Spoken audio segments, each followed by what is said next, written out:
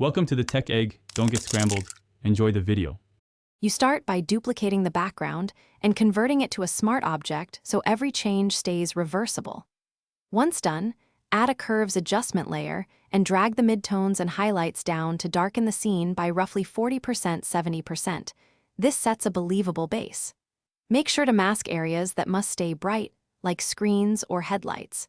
You're establishing the primary night exposure now, not the details, so focus on overall tone and preserving highlights for later adjustments. Now you refine color and atmosphere. Apply color balance or selective color and push midtones and neutrals toward blue and cyan to mimic moonlight. This changes mood while keeping skin tones plausible.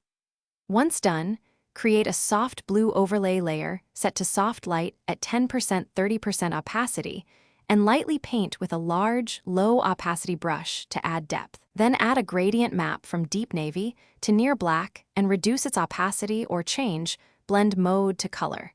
This unifies tones and reinforces the night look. Finish by planting local light.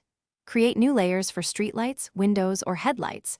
Paint warm cores and cool spill light. Set layers to screen or linear dodge and mask carefully.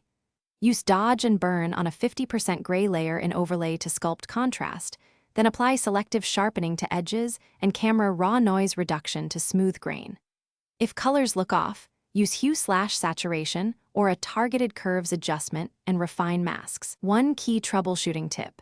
If skin or highlights clip, lower opacity of your darkening layers and recover detail via a highlights/curves tweak.